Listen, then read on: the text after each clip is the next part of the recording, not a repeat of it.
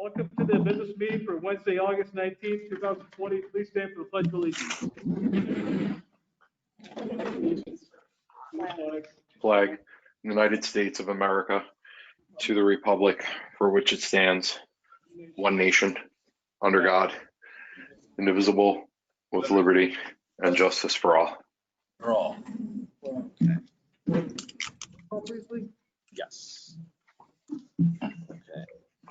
Councilman Scaringi, Present. Councilwoman Resnick. Councilwoman Riley, Councilwoman Friedman, Present. Councilman Burns. Present. Councilman Strawn is absent tonight, and Councilman Scanlon. Present. So that's 6 here with 1 absent. Strawn.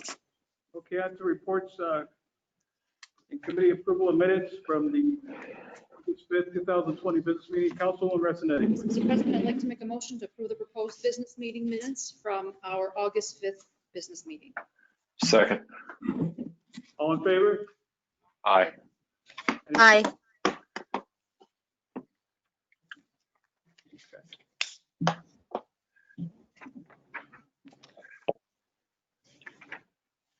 Where we going now? On to public Public comment. comment? Public comment. All right. No public here.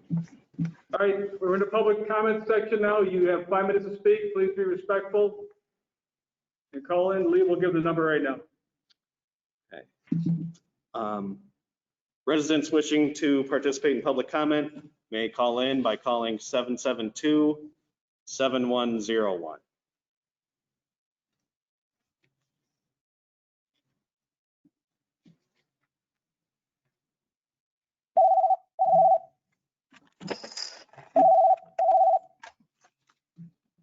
You're here for public comment? Okay, hold on, I'll put you through. Okay, please state your full name and address for the record. My name is Robert Wilson. I prefer not to give my address. I'm a resident of Binghamton. The city of Binghamton? That's right.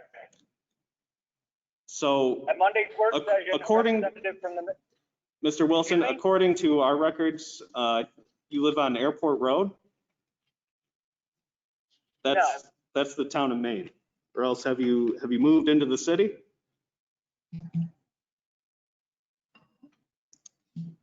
Can we make a motion to suspend that for tonight? Yes, would you like to make a motion? Yeah. I second. Councilwoman Friedman. That needs a vote. All in favor? Aye. Aye. Anyone opposed? Go ahead, Mr. Wilson. thank you. I'd also wonder if any other people who call in have their addresses researched ahead of time. Because it sounds like that might be something targeted. Here's my statement. At Monday's work session, a representative from the mayor's office presented RL number 20-157, stipulating the terms of the contract between the city and district for SROs. I write today to amplify the voices of community stakeholders opposed to this request. The most beneficial provisions in the RL concern student learning and well-being. It requires SROs to develop and deliver, quote, educational programs and activities, end quote, that promote civic knowledge and a, quote, basic understanding of the laws, end quote. However, as police officers have no formal training in education policy or methods of instruction, such responsibilities are obviously best left to our teachers. The RL also requires SROs to participate in crisis intervention, conflict resolution, and risk assessment pertaining to, quote, students' emotional state, end quote. Along with relationship building provisions like communication skills, participation in school events, service as a role model, and, quote, even temperament, end quote. These duties are obviously best left to professionals trained and experienced in interpersonal communication, social work, child psychology, counseling, or similar fields, and who have expertise in matters pertaining to cultural sensitivity, racial diversity, and education policy. Since these duties are best left to teachers and mental health staff, why do we need SROs?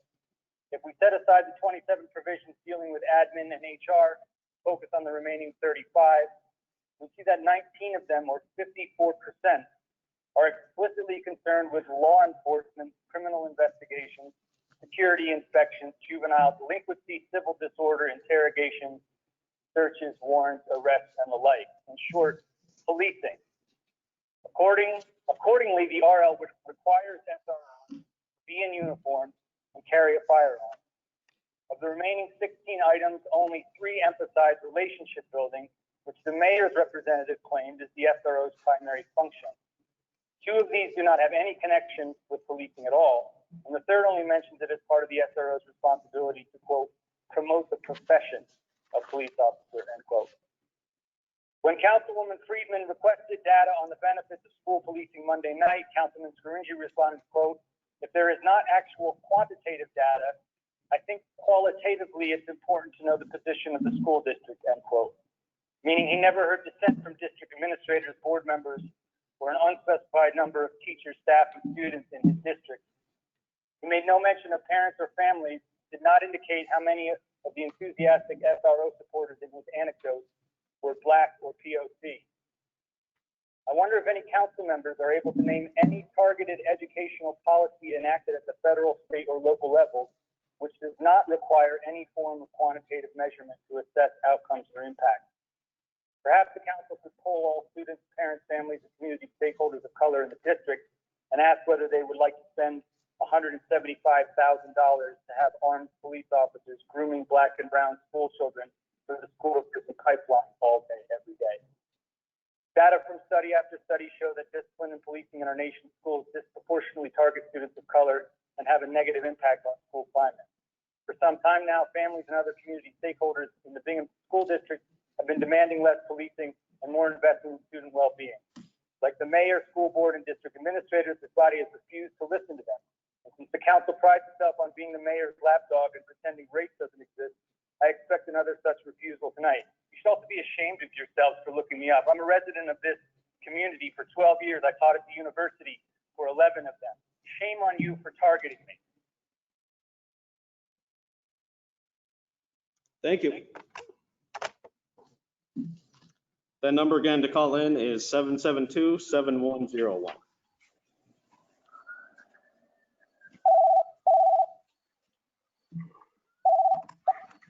Hi, you're here for public comment? Okay, I'll put you through. Okay, please state your name and address for the record. John Solak, Binghamton, New York. All right, set to go here? Yes. Okay, Robert Wilson last week went on an ad hominem attack, falsely accused me of filing false documents with the police department. I think his credibility showed tonight when I guess he doesn't live in the city after he said he did live in the city. But I'm very, very upset about it. And one of the problems is that people are not in front of you. And I know it's very, very difficult to conduct these meetings like this. Town of Union is back to the old schedule. So I guess the question is, when can we anticipate that? Because people say things over the telephone that they may not say in person. It's harder to read them because you don't see the body movement. But what was clear from the last meeting is that Robert Wilson, and I asked him, I wrote him an email asking him to make it right, but apparently he doesn't make it right. So his credibility is zero. Now, in between the last meeting, a week ago Friday, I was threatened by email, and this has been reported to the police by Talon Thomas. And he threatened me. And then he went on the internet, threatened me again. If nobody else would take care of me, he would have to do it. And your BLM mural girl, Kristen Mann, encouraged this by saying I lived in Binghamton.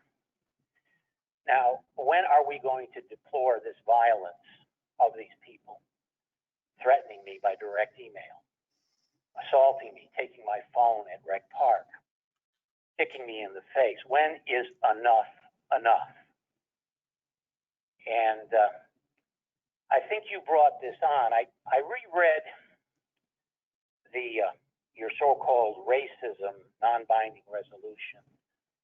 And as I read it, and as I don't know what you base this on, but if anybody is acquitted in these matters, it seems to me that they can come back at you. And I've done a lot of due diligence. I don't know if any council member has seen all the camera footage of these killings that you call killings. I don't know if you've seen the Hennepin, in the Floyd matter, the Hennepin County medical exams report. I don't know if you've read the toxicology reports. But all I know is that you have stated in an official resolution of the city of Binghamton that George Floyd was killed by police. You have been judge and jury in that matter. And I believe that's a very, very dangerous thing, liability-wise. And I think it's amateurish. Now, you can call it a non-binding resolution, but your corporation councils are under the discipline of the New York State Bar Association. And for them to allow this to be voted on, to adjudicate matters, and have you label things as killings where there's been no trial, there's been no conviction, is utterly disgraceful. And I suggest, if you really want to open up your mind, read the article in the American Spectator by a prosecutor who has prosecuted many, many police brutality cases. And the amount of drugs in George Floyd's system is just unbelievable. Just unbelievable. He couldn't breathe in an upright position when they got him. So you brought this on yourself by getting into this, and now it's fair game. But I have experience with these Black Lives Matter people. You have 1 minute. Violent, and I have bore the brunt of it. And these people, they don't know my history in this community. They try to tar and feather me just because I ran for school board. And I think it's absolutely outlandish, hateful, vengeful. I'm an elderly person. You know, when you are, I believe it's 10 years younger than the person you attacked, 5, that's an offense. So are you going to allow this? Now, on the subject of permits, Talon Thomas conducted a gathering with vendors in cars parked, music and entertainment. Why didn't you crack down on it? Now, if there's not a waiver granted, what are you doing? You're allowing certain people to have events without insurance? Is there a waiver? Was there a waiver? Are you allowing waivers? If so, I would assume they would be written waivers and they would be somewhere in the city. Your 5 minutes is up. Okay, thank you. Thank you. An extension of an agreement between the city and the school district. Resource officers or SROs. These are extensions of what council has approved in the past, and they put an SRO in the high school, East Middle School, and West Middle School. Leave it at that. Let's listen to it. Yeah. Leave it at that. Let's see what's going on. Please.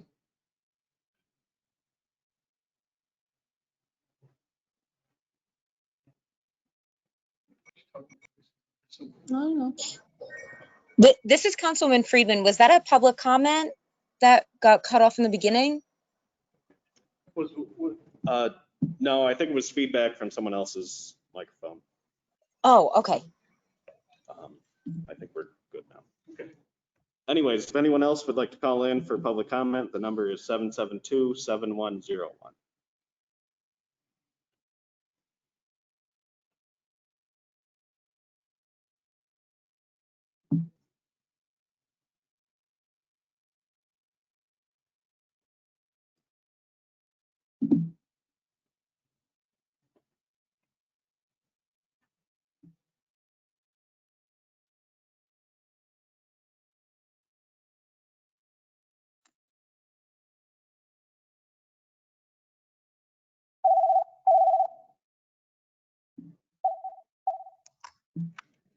Hi, you're here for public comment? Okay, I'll put you through. Okay, please state your full name and address for the record. Hello, my name is Tina Chronopoulos, and I live in Sophia, Resinitis district. I would like to address the council on a number of matters that relate to the police.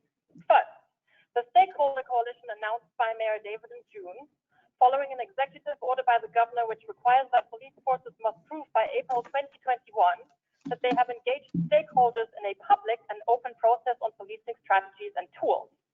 Even though I have sent a couple of emails both to my councilwoman and the mayor expressing my interest to serve, I have yet to even receive an acknowledgement. I would like to know why it's okay for public servants to ignore their constituents in this way. After making numerous phone calls to the mayor's office, I was able to find out that my email had indeed been received, but that the coalition was not yet being put together.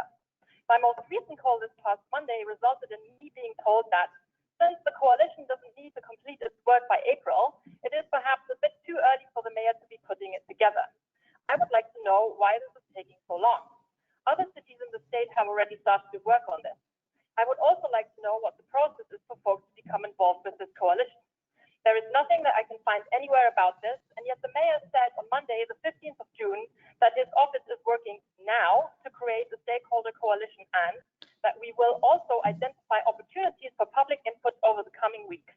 This is total baloney, and all of this flies in the face of claims by the mayor that he is working towards police transparency and accountability. Second, I would like to talk about what happened at the last city council meeting. You may remember that after I finished speaking, Assistant Corporation Counsel Sharon Sorkin took it upon herself to publicly call me out for A, misrepresenting the situation around FOIL requests that I am making, and B, seemingly making too many of them. Specifically, she said that, quote, the previous caller has made approximately 10 FOIL requests within the last 8 days, unquote.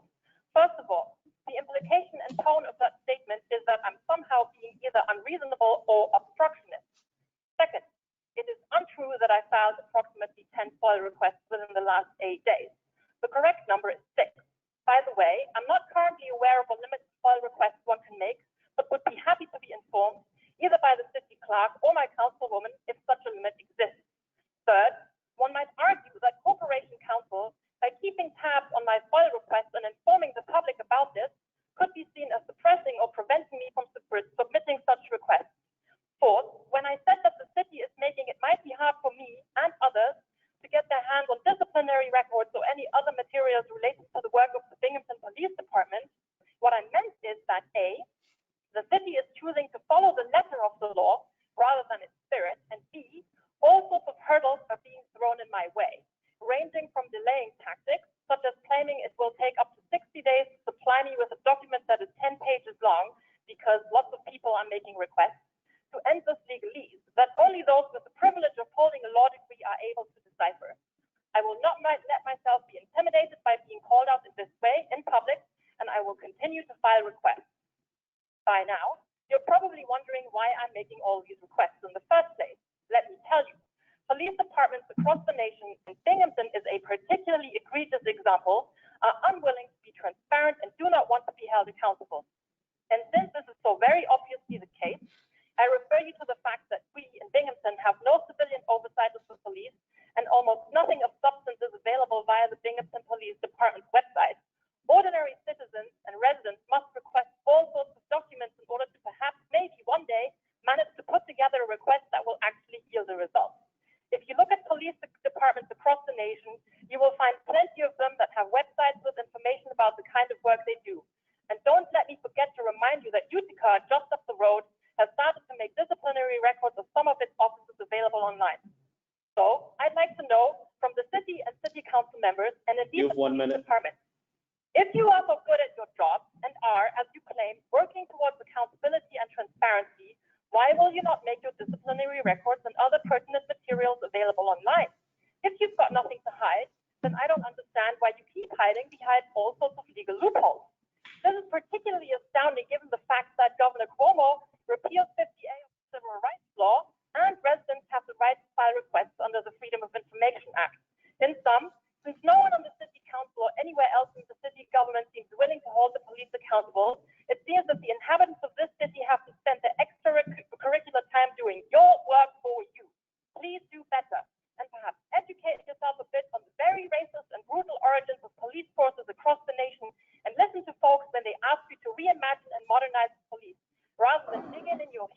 both law and order tropes.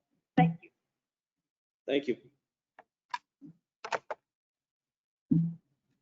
Okay, that number again to call in is 772-7101.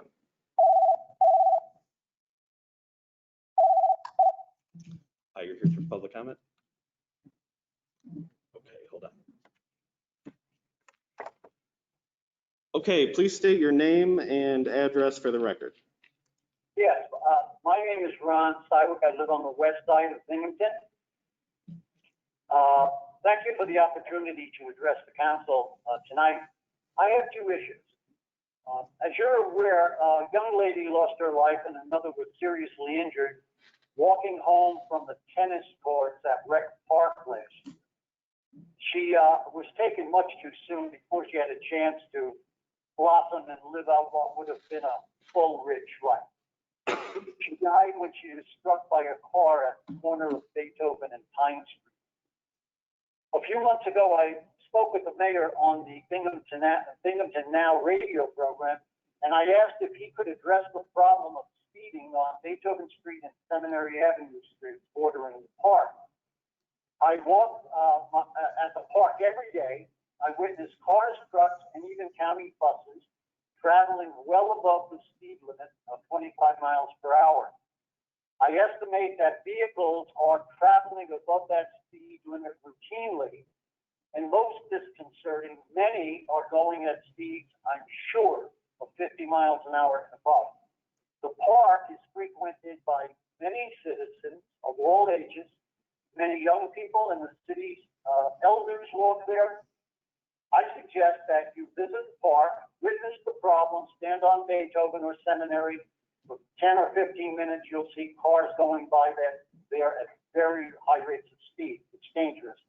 Can something be done about this before another tragedy occurs? Now, my second issue on my mind is a broader concern. It is about how we are dealing with quality of life issues and protecting our citizens at a time when left-wing bully groups are attempting to defame and defund our police and extort concessions from our local government. Recently, two individuals were slandered by people calling into the August 5th council. John Solak and Emily Jablin were called liars and fakes by, no doubt, the same people involved with last year's Columbus Parade disturbance and those who harass people that peacefully assemble but disagree with them. As a citizen of Binghamton, I am concerned that the same elements that have turned Portland, Oregon, and Seattle, Washington into a hellhole have gotten a foothold in this city. These groups seek to radically transform our city, our government, our police to conform with their socialist principles. They have shown that their methods rely on extortion. This is not extortion using money, but a shakedown which says to the city, you meet our demands or there will be trouble. For example, the leader of the New York City Black Lives Matter group has said that if we don't get what we want, we'll burn down the city. As I walk through Rec Park and see the remnants of a children's playground, I'm reminded that this is not an idle threat. My message to the city is this.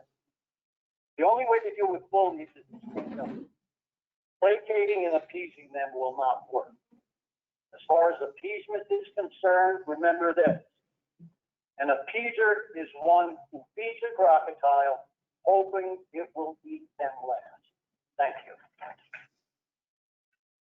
you. Thank you.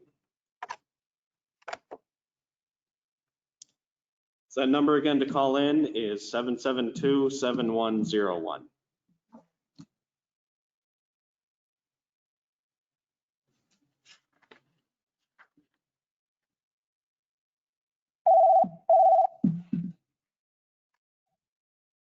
You're here for public comment? Okay, hold on. Okay, please state your name and address for the record. Can I go? Yes, please state your name and address for the record. Thank you. Great. My name is Sarah Gertz, and I live on the north side of Binghamton. And I have never called in before, so forgive me if I'm a little nervous and I don't really quite understand the system. But I was watching the city council meeting 2 weeks ago, and I wanted to call in and to voice some concerns about the way that one call was handled. There's a woman who called in and was raising some concerns about her FOIL request. Assistant City Council, I think, stepped in to explain that she had filed a certain amount of requests. And that seems like a particularly glaring instance of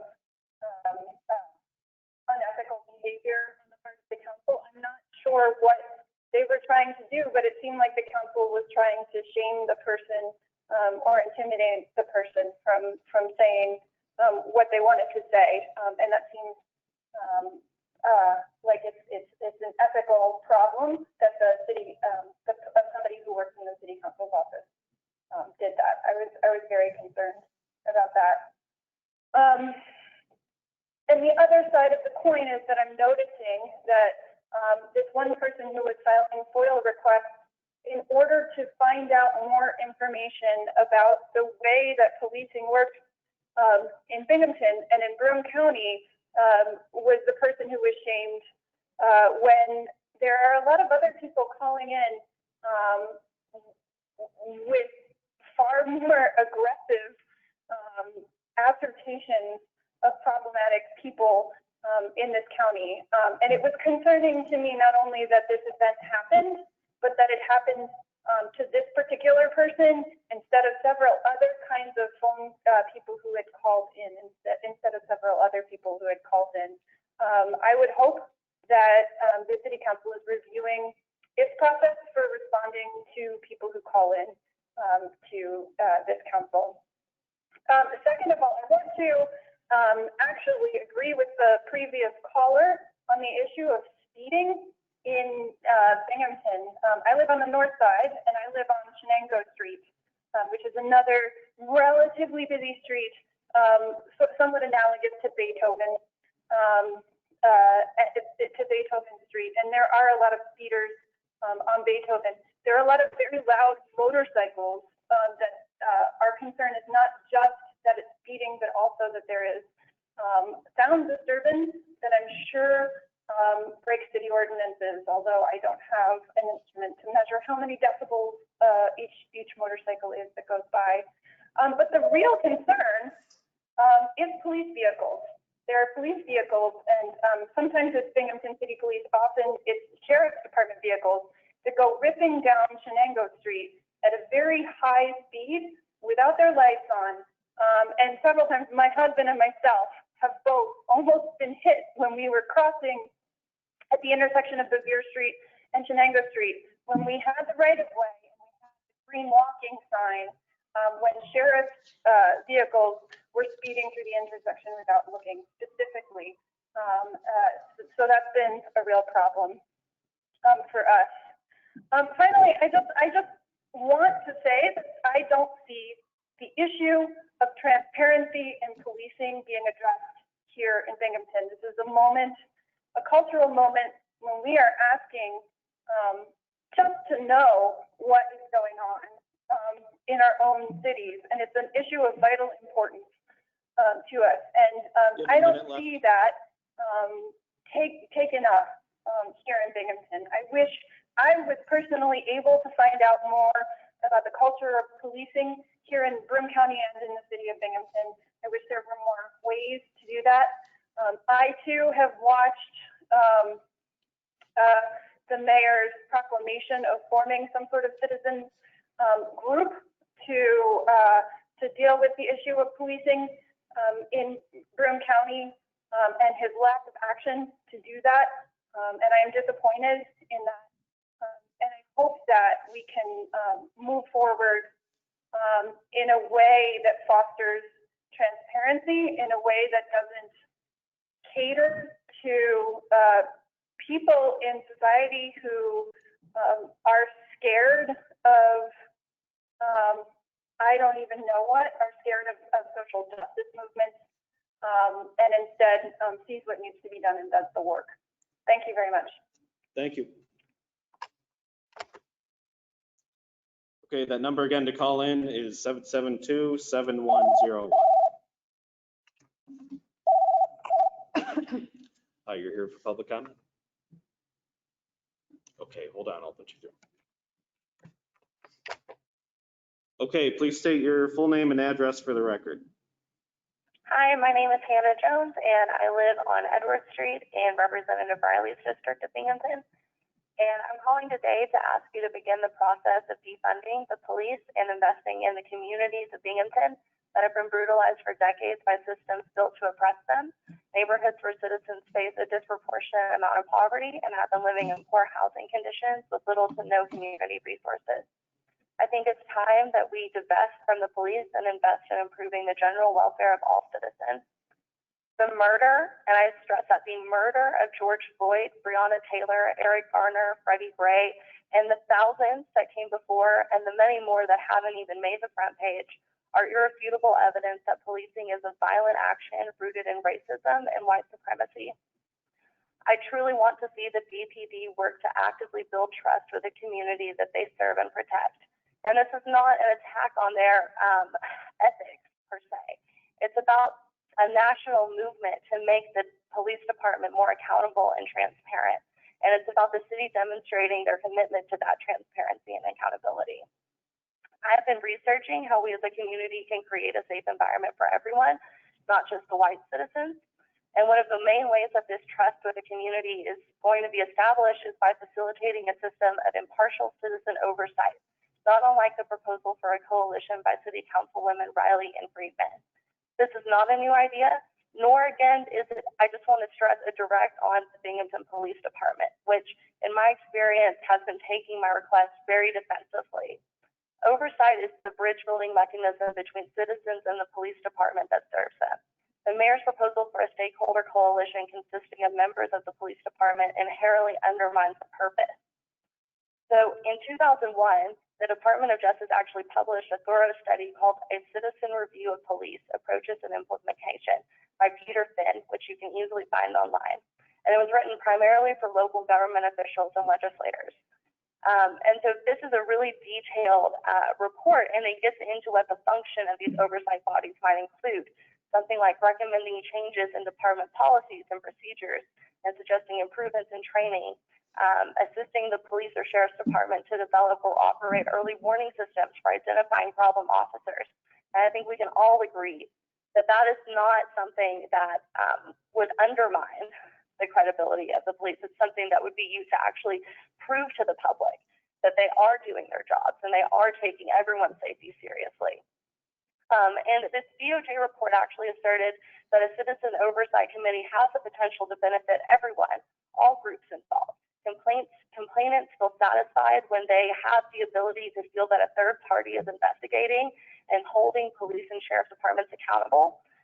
Police administrators feel like such oversight actually can increase the public understanding of their work and promote the goals of community policing.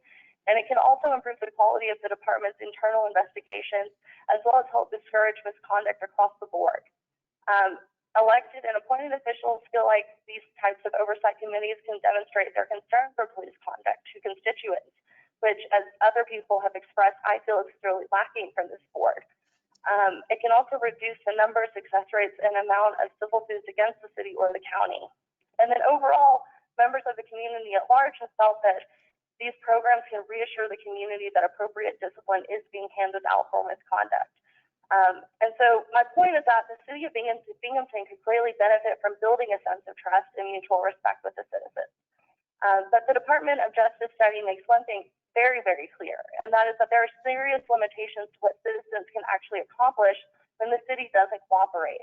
So to be most effective, citizen oversight must complement other internal and external mechanisms for police accountability. In other words, it's going to take the community working together.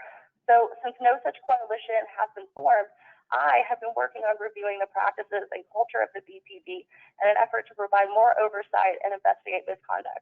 And as others have called in to express, they've been working towards the same goal. The problem that I keep encountering is that my requests are not answered for long periods of time, as in the beginning, or more recently, my requests are denied because my language isn't specific enough. They claim my requests are too generalized because I didn't identify the particular form or database, even though I, as a citizen, have no way of knowing the specifics, since no info about the internal practices that the BPD is posted offline. In instances like these, it would show good faith and collaboration if someone from the city would reach out and actually help us fulfill these requests. Perhaps a volunteering an example of what sort of form might be relevant for our request. For example, my recent request to view disciplinary records for all active BPD was denied because, quote unquote, it would be like finding a proverbial needle in the haystack, which seems unlikely. The records of misconduct. Your 5 minutes is up. Thank you. Thank you. Okay, that number again to call in is 772-7101.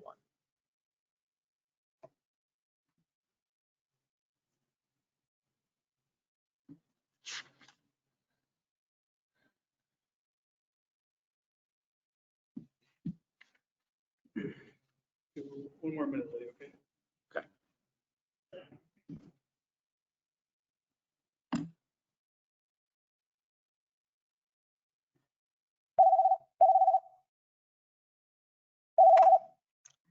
Hi, you're here for public comment? Okay, hold on, I'll put you through. Hi, please state your name and address for the record, please. This is Alan Thomas, calling from Binghamton. Okay.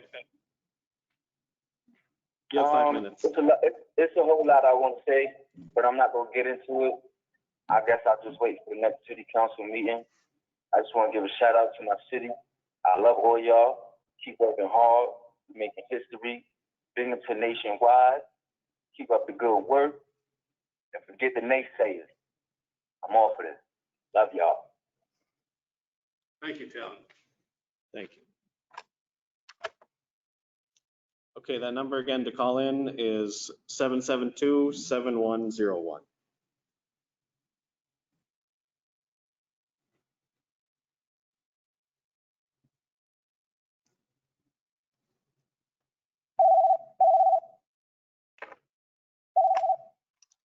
You're here for public comment?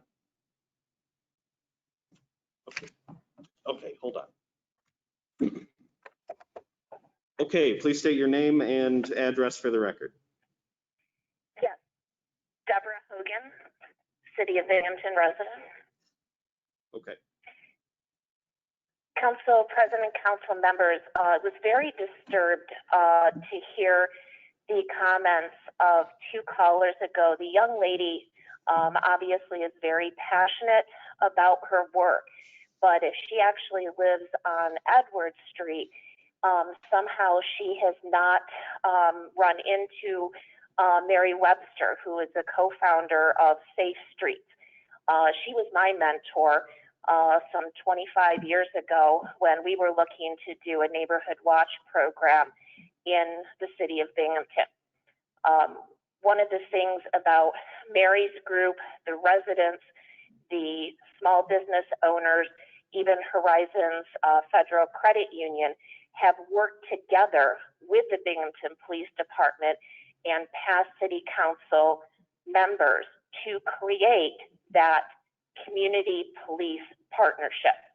And it just really is disappointing when people are new to the community, and I understand that they may not know the history, and it's always important to take a look at that.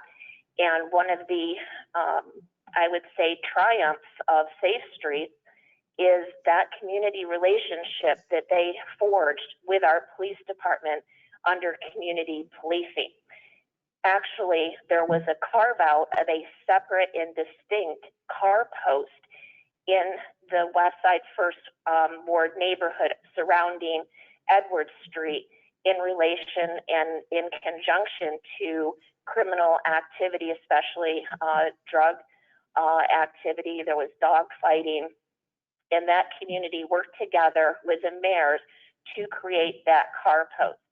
And I know the organization has morphed into NOMA, north of Main Street, and now has, I believe it's like a community center over on Walnut Street. I'm not quite sure of the address, but tremendous progress. And we have a history of the Department of Justice being involved with our community, and we were actually a best practices community for the Center City Weed and Seed. And that is a top to bottom resources with our federal, state, and local governments, and most specifically our partners in our police department. So we kind of need to take a little bit of a look at what has happened, what is happening, and why our department is stellar, and why we, the citizens, feel comfortable. Do we need to continue those conversations? Absolutely. But I'm just very worried that there's some history that is being lost, and the partnerships and friendships that have been forged in our communities are not being acknowledged. Thank you so much for the opportunity. Thank you. Okay, that number again is 772-7101.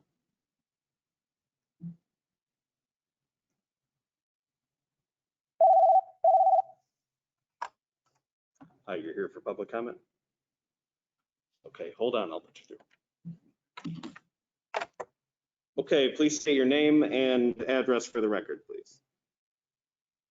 Jordan Helene, 1 Eli Park Boulevard, Binghamton.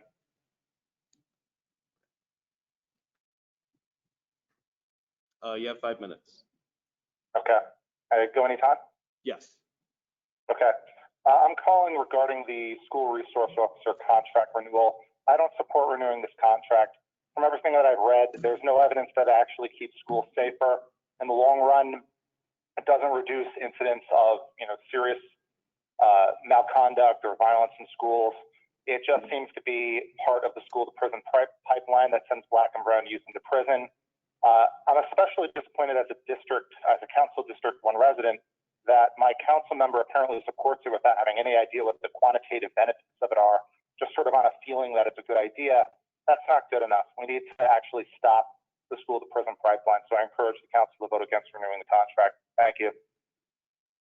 Thank you. Okay, that number to call in again is 772-7101.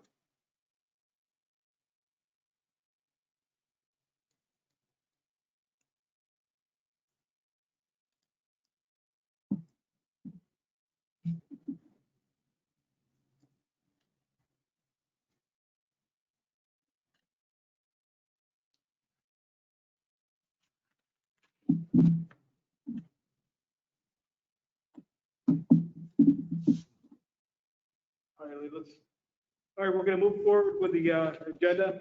Okay.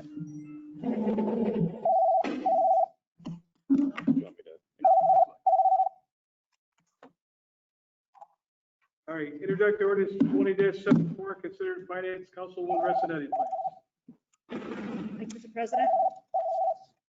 I rise and ask for unanimous approval of introductory ordinance 20-74 titled an ordinance amending the 2020 capital fund budget for the zombie grant benefit. Thank you. Questions or comments on this?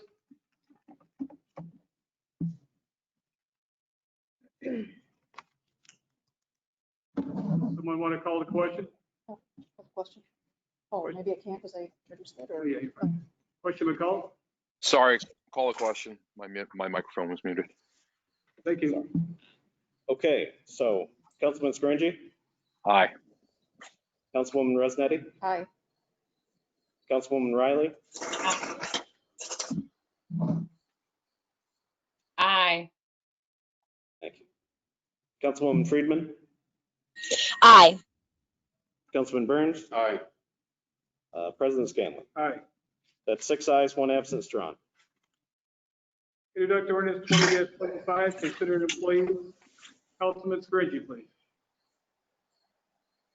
Stand and ask for unanimous consideration for introductory ordinance 20-75, an ordinance to amend the 2020 law budget to add one assistant corporation counsel at an annual salary of $58,000 per year to fund same and to amend the code subsection 124-39 definition accordingly.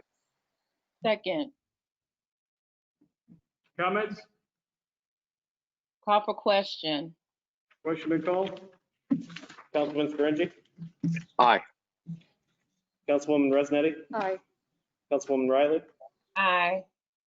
Councilwoman Friedman, Aye. Councilman Burns. Aye. President Scanlon. Aye. That's 6 ayes, 1 absent, drawn. Introductory ordinance 20-76, considered planning, Councilman Scaringi.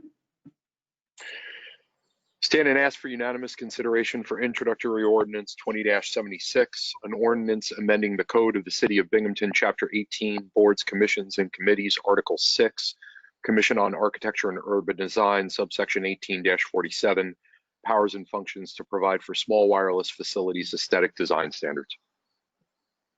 Comments? That needs a second. Second. It needs a second.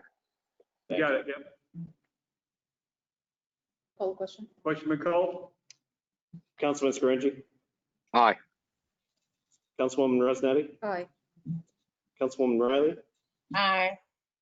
Councilwoman Friedman, Aye. Councilman Burns. Aye. President Scanlon. Aye. That's 6 ayes, 1 absent, drawn. Introductory resolution 20-75, considered finance, Councilman Resnetti. Thank you, Mr. President. I rise and ask for unanimous approval of introductory resolution 20-75 titled, "A Resolution Authorizing the Mayor to Enter into CARES Act funds in the amount not to exceed $25,000 to support 6 local community meal programs." Thank you. I need a second on that, please. Second. Comments? Call the question, Mr. President. Question been called?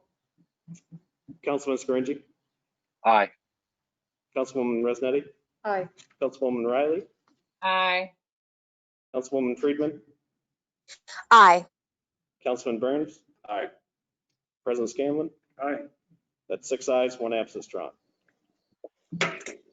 Introductory resolution 20-76, considered finance, Councilwoman Resnetti. Thank you, Mr. President. I rise and ask for unanimous approval of introductory resolution 20-76 titled, "A Resolution Authorizing the Mayor to Enter into an Agreement with CARES for use of FY45 CDBG funding in an amount not to exceed $3,400 for the Backpack and School Supplies Program." Second. Comments? Call the Yes, question. this is Mr. Councilwoman Friedman. Yes, go ahead. Thank you, Mr. President. I am very much in support of this and I plan to vote yes, but I do want to echo the concerns brought up by Councilwoman Riley at the work session, that it does seem to be that, even though this is a program and an allocation of funds that I would imagine that we can all get behind, I am disappointed with what appears to be the lack of transparency in the application process. So I do plan to vote yes, but I hope that in the future we can be more transparent about how we are deciding where these funds get allocated. Thank you. Thank you, Councilwoman. Other comments? Question been called? Councilman Scaringi, Aye. Councilwoman Resnetti, Aye. Councilwoman Riley, Aye. Councilwoman Friedman, Aye. Councilman Burns. Aye. President Scanlon. Aye. That's 6 ayes, 1 absent, drawn. Introductory resolution 20-77, considered finance, Councilwoman Resnetti. Thank you, Mr. President. I rise and ask for unanimous approval of introductory resolution 20-77 titled, "A Resolution Authorizing the Mayor to Enter into an Agreement with Child for Use of CARES Act funds in an amount not to exceed $20,000 for food security efforts." Thank you. Second. Comments? Call the question, Mr. President. Call the question. Question been called? Councilman Scaringi, Aye. Councilwoman Resnetti, Aye. Councilwoman Riley, Aye. Councilwoman Friedman, Aye. Councilman Burns. Aye. President Scanlon. Aye. That's 6 ayes, 1 absent. It's drawn. Introductory resolution 20-78, considered in finance, Councilwoman Ressenetti. Thank you, Mr. President. I rise and ask for unanimous approval of introductory resolution 20-78, titled "A Resolution Authorizing the Mayor to Enter into an Agreement with Salvation Temple Church for Use of FY45 CDBG funding in an amount not to exceed $10,500." Thank you. Second. Comments? Call the question, Mr. President. Question McCall? Councilman Scaringi, Aye. Councilwoman Resnetti, Aye. Councilwoman Riley, Aye. Councilwoman Friedman, Aye. Councilman Burns. Aye. President Scanlon. Aye. That's 6 ayes, 1 absent. It's drawn. Introductory resolution 20-79, considered in finance, Councilwoman Ressenetti. Thank you, Mr. President. I rise and ask for unanimous approval of introductory resolution 20-79, titled "A Resolution Authorizing the Mayor to Enter into an Agreement with Hands of Hope Ministries of the Free Methodist Church for use of FY45 CDBG funding not to exceed $2,200." Thank you. Second. Call the question, Mr. Call the President. question. Question McCall? Councilman Scaringi, Aye. Councilwoman Resnetti, Aye. Councilwoman Riley, Aye. Councilwoman Friedman, Aye. Councilman Burns. Aye. President Scanlon. Aye. That's 6 ayes, 1 absent. It's drawn. Introductory resolution 20-80, considered in finance, Councilwoman Ressenetti. Thank you, Mr. President. I rise and ask for unanimous approval of introductory resolution 20-80, titled "A Resolution Authorizing the Mayor to Enter into an Agreement with Mount Sinai Church of God in Christ for use of FY45 CDBG funding in the amount not to exceed $6,200." Thank you. Second. Comments? Call the question, Mr. President. McCall? Councilman Scaringi, Aye. Councilwoman Resnetti, Aye. Councilwoman Riley, Aye. Councilwoman Friedman, Aye. Councilman Burns. Aye. President Scanlon. Aye. That's 6 ayes, 1 absent. It's drawn.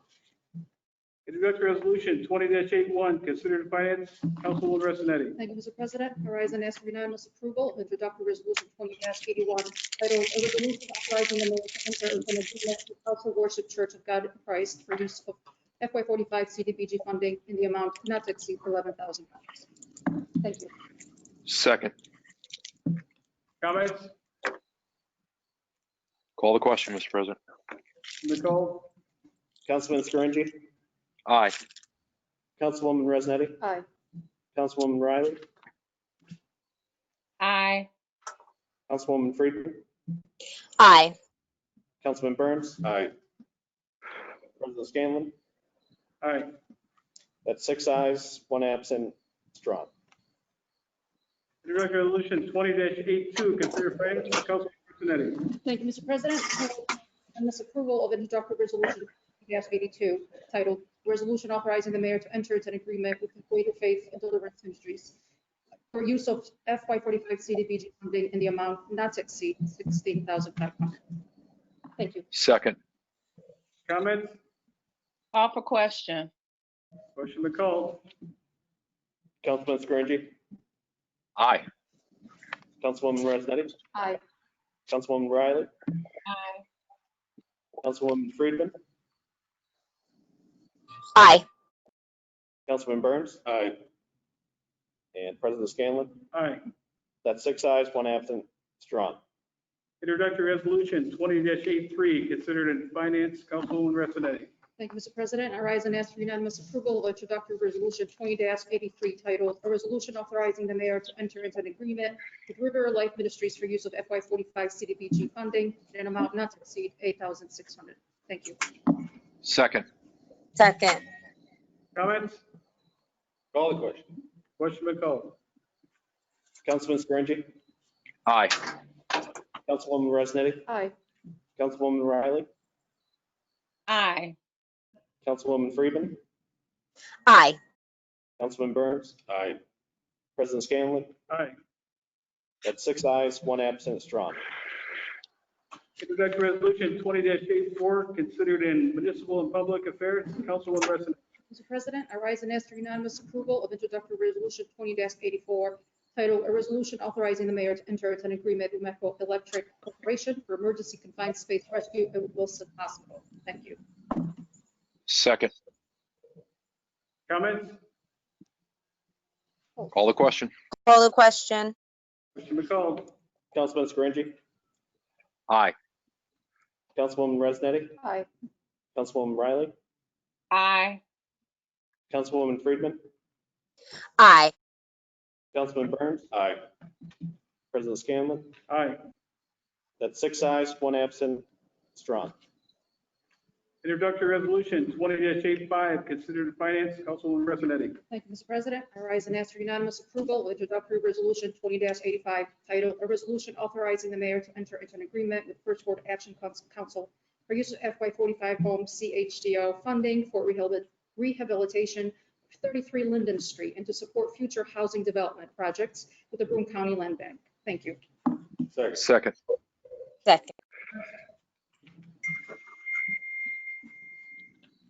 Call the question. Question McCall? Councilman Scaringi, Aye. Councilwoman Resnetti, Aye. Councilwoman Riley, Aye. Councilwoman Friedman, Aye. Councilman Burns. Aye. President Scanlon. Aye. That's 6 ayes, 1 absent. Strong. Introductory resolution 20-86, considered in planning, Councilman Scaringi, please. Thank you, Mr. President. I stand and ask for unanimous consideration for introductory resolution 20-86, a resolution authorizing the mayor to accept a grant from the Preservation League of New York State in the amount of $8,000 and to contract with the Environmental Design and Research, Landscape Architecture, Engineering, and Environmental Services, DPC, to draft a national register. Second. Comments?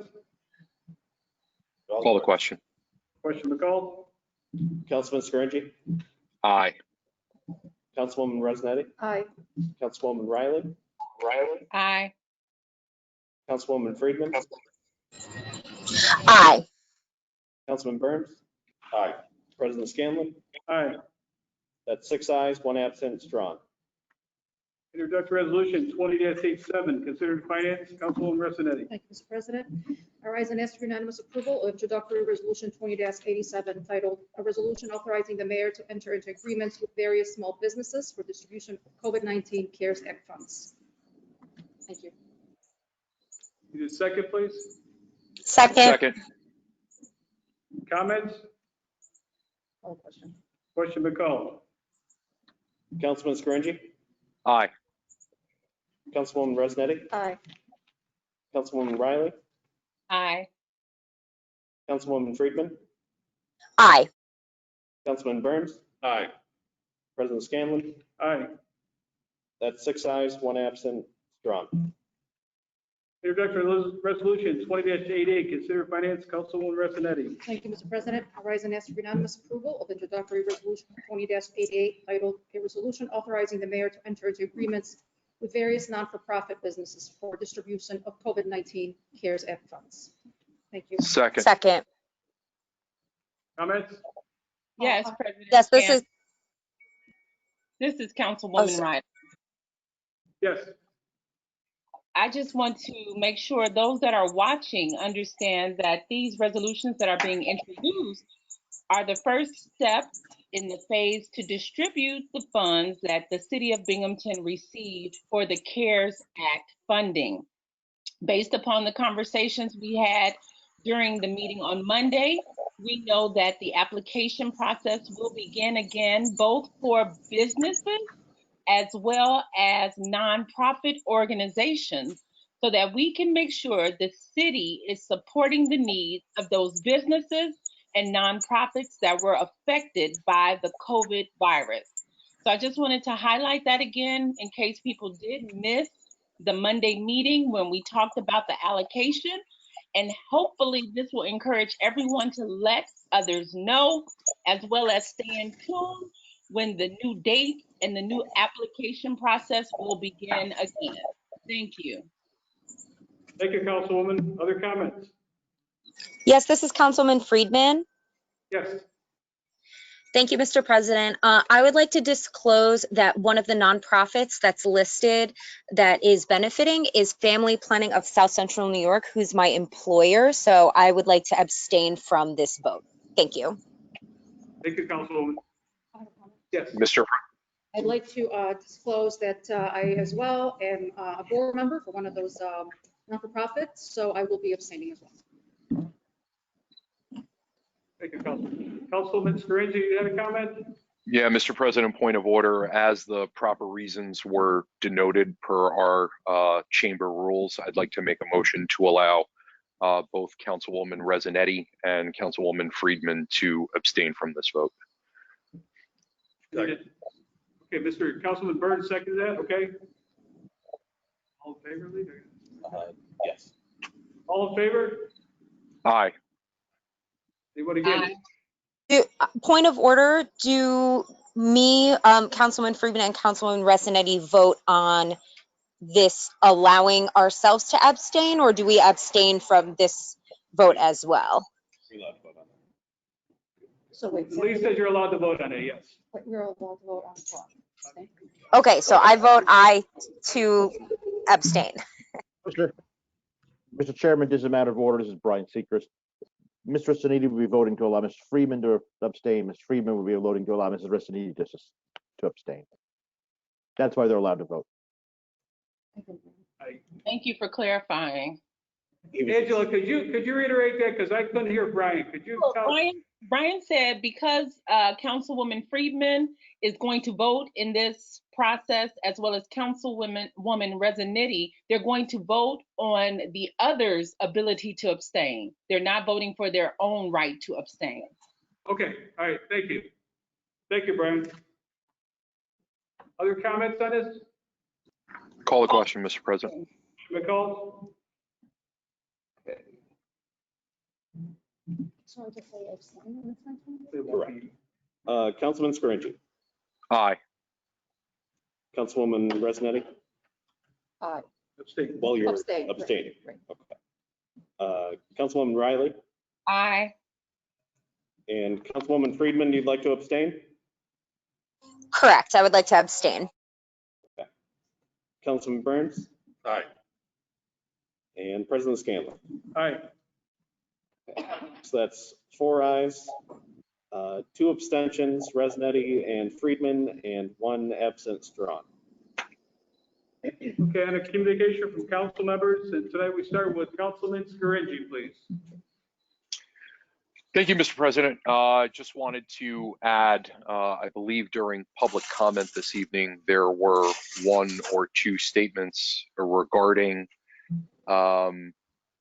comments that were made at Monday's work session regarding data related to the specific RL for SROs. Councilwoman Friedman had requested quantitative data related to the impact of school resource officers in the Binghamton Public School District.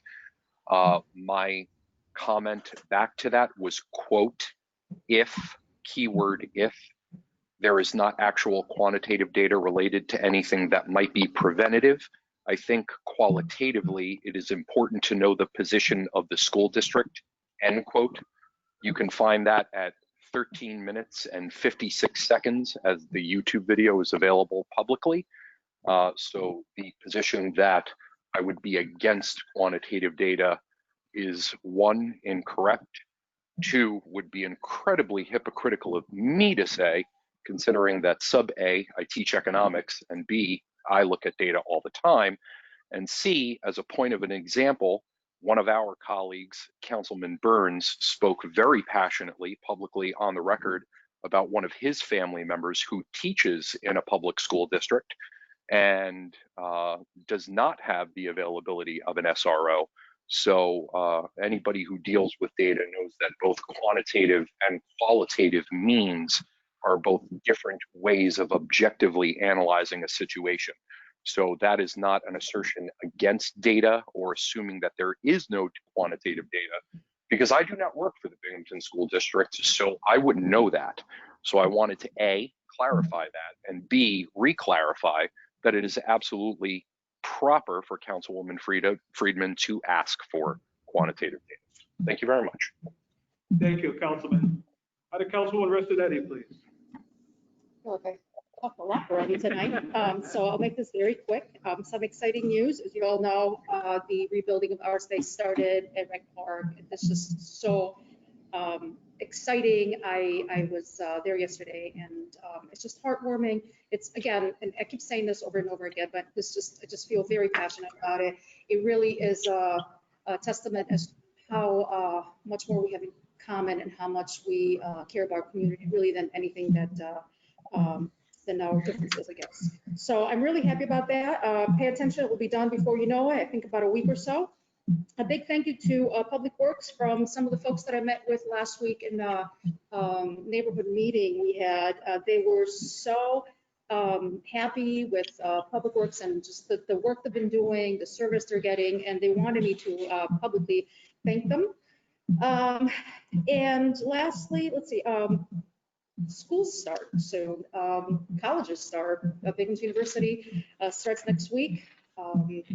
And many other universities and colleges around. And I just wanted to wish, to say good luck to everybody. They're going back with the environment being a little different, but I think we will be okay. I wish everybody the best.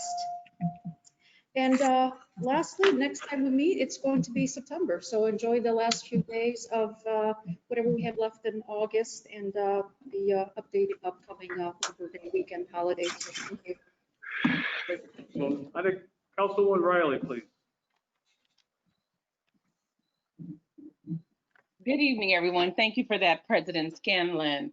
First, I'd like to thank everyone that came out for this weekend's event. First, there was a CARES, We Love the Community parade that's actually started at Broome Community College and rode down Front Street waving, just spreading love, and then turned down Riverside Drive. And we had residents out cheering us on. So kudos to the person that created that idea and planned for something to just bring some joy through that side of town. We also had a group of people gathering together for a cleanup, which was great. It united people both in and out of Binghamton around an area of need, and it brought neighbors out to join us. We had great conversations, and we had some very big wins. So I'm excited about that, and I thank the neighbors that participated. I would like to take a moment just to talk about how appreciative we are about the public comment section and our neighbors and our constituents being able to verbalize their concerns. I know many of us get emails consistently throughout the week, we get calls, and our neighbors want to know what's happening. I am concerned, though, when we have data that is not factual shared during the comment period. And then I'm concerned when methods are used to intimidate and or silence some of the voices that call in as well. I know, again, we don't intend to do that, but when I get off the meeting or we end the meeting, some of us will receive the follow-up phone call. So I just ask that we think about that, because again, I had to endure a very long call that was very difficult myself a couple of times, but just be mindful. This week also, I wanted to bring up the fact that in terms of the legislative process, typically council is to review and then approve spending resolutions, what have you. And it seems as if there's a process that perhaps maybe I misunderstood.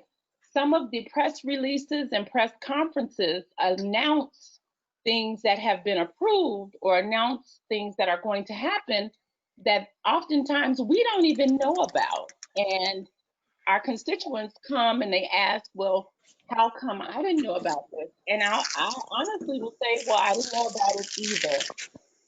I just ask that we do our best to remain transparent in what we do, and that we work together to make sure we are achieving the goals we always support and talk about while we're here in the council meeting. Thank you.